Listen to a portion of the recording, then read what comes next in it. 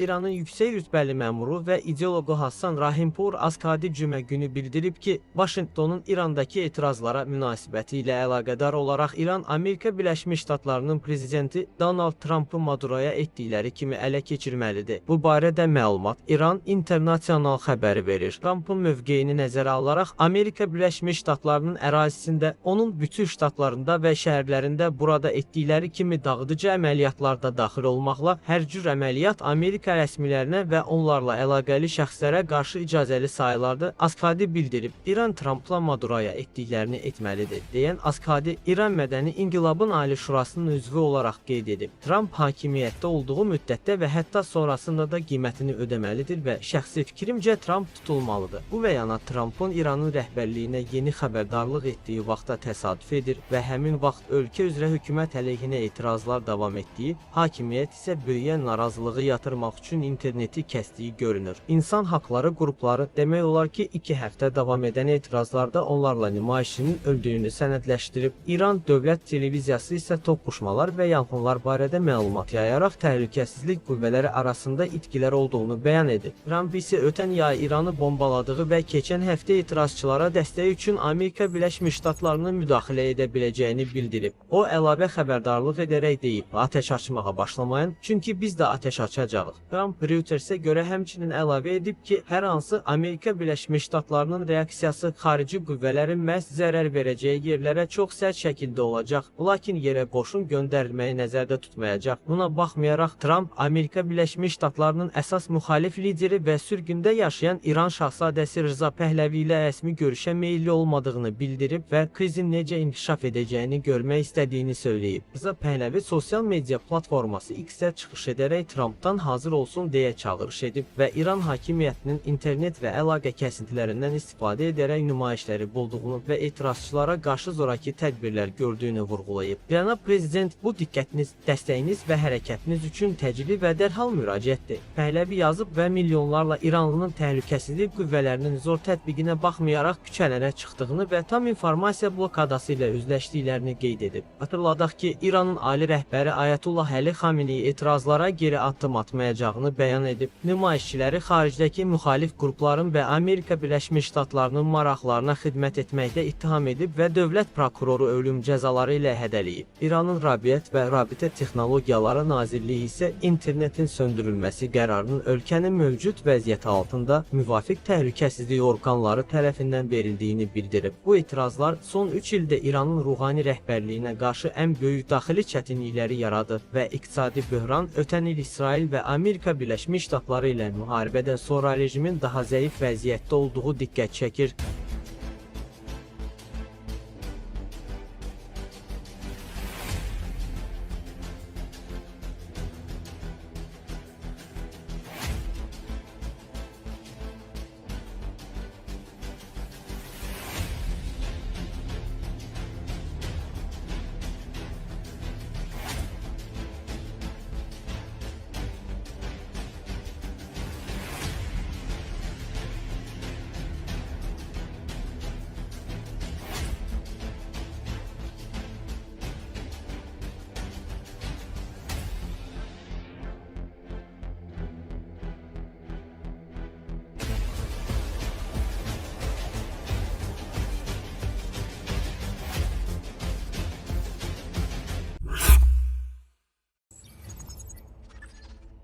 Əli Xameneyinin rejimi güclənən etirazlar fonunda ölkəni tərk etməyə hazırlaşa bilər. 2025-ci ilin dekabr ayının sonlarından etibarən Rusiyanın cənub bölgələri ilə İran arasında 276 D tipli ağır yük daşıyan təyyarələrin qeyri-adi dərəcədə intensiv uçuşları müşahidə olunur. Aircargo OEK nəşri bu məqama diqqət çəkib. Mənbənin məlumatına görə 2025-ci il 27 dekabrında və 2026-cı il 1 yanvarda eyni təyyarə dəfələrlə Mineralnaya Vodi şəhərindən Tehrana uçuşlar həyata keçirib. Bu təyyarələr NATO ölkələrinin nəzarətində olan hava məkanlarından diqqətlə yayınaraq hərəkət ediblər. Belə intensivlik və müntəzəmlik təsadüfi kommersiya daşımalarına xas deyil və əvvəlcədən planlaşdırılmış əməliyyata işarə edir. Bu uçuşlar Böyük Britaniya parlamentinin üzvü Tom Tugendhat'ın açıqlamasından sonra daha da diqqət mərkəzinə düşüb. O, Rusiyaya məxsus yük təyyarələrinin Tehrana indi və ehtimal ki, ölkədən böyük həcmdə qızıl ehtiyatlarının çıxarıldığı barədə məlumat cavablar aldığını bildirib. Deputat həmçinin silah və sursat daşıya biləcək uçuşların da qeydə alındığını vurğulayıb. Biz Rusiyaya məxsus yük təyyarələrinin Tehrana endiyini, ehtimal ki, silah və sursat gətirdiyini müşahidə edirik. Eyni zamanda İrandan böyük həcmdə qızılın çıxarılması barədə məlumatlar alırıq deyə siyasətçi bildirib. Etirazların genişləndiyi bir vaxtda İran rejimi görünür ki, ən qiymətli aktivlərini təcili şəkildə təhlükəsizliyə almağa çalışır. Rusiya ilə İran arasında ticarətin əsas hissəsi dəniz yolu ilə həyata keçirilsə də, hava nəqliyyatı həssas və təcili yüklərin saatlar ərzində daşınmasına imkan verir. Bu da liman gecikmələrindən, sığorta problemlərindən və ələ keçirilmə riskindən yayınmaq şərait yaradır. Bundan əvvəl Qərb mediası kəşfiyyat mənbələrinə istinadla xəbər vermişdi ki, İranın ali rəhbəri Əli Xameneyi xalq üsyanı nəticəsində devriləcəyi təqdirdə təcili təxliyə planı hazırlayıb və Moskvaya qaçmağı planlaşdırır. Bu arada İranda geniş miqyaslı etirazlar və üsyanlar davam edir. Hakimiyyət etirazçıların koordinasiyasını pozmaq və sərt repressiyaları gizlətmək məqsədilə interneti tamamilə bağlayıb. İnsan haqları təşkilatlarının məlumatına görə ixşaşlar zamanı onlarla insan öldürülüb, minlərlə nəfər saxlanılıb. Buna baxmayaraq vəziyyət daha da gərginləşir. The Times qəzeti Qərb kəşfiyyat qurumlarından birinin hazırladığı psixoloji profilə istinadən yazır ki, Xameneyi iyun ayında İsrailə baş vermiş 12 günlük müharibədən sonra həm psixoloji, həm də fiziki baxımdan xeyli zəifləyib. Zabatda Xameneyi paranoyak lider kimi xarakterizə olunub və qeyd edilir ki, təhlükəsizlik qüvvələri onu tərk edəcəyi təqdirdə ölkədən qaçmaq planı da məhz bu xüsusiyyətindən qaynaqlanır. Bir tərəfdən o ideoloji baxımdan çox motivasiyalıdır, digər tərəfdən isə praqmatikdir. Uzun müddətli məqsədlər naminə taktiki güzəştləri qəbul edə bilir. O uzun müddətli düşünən liderdir, deyə qiymətləndirmədə bildirilir. Amerika Birləşmiş Ştatlarının Dövlət Departamenti isə cümə günü Washington Free Beajon nəşrinə açıqlamasında İrana etirazçıların zorakılıqla yatırılması fonunda Washingtonun qətiyyətini kiçik hesab etməməyə çağırır. İran rejimi Prezident Trumpın xəbərdarlığından tam xəbərdardır və Amerika Birləşmiş Ştatlarının qətiyyətini sınamamalıdır, deyə Dövlət Departamentinin nümayəndəsi bildirib. İran rejimi öz addımlarının nəticələrini diqqətlə dəyərləndirməli və Prezident Trumpın rəhbərliyi altındakı Amerika Birləşmiş Ştatlarının iradəsini əsla zəif qiymətləndirməməlidir.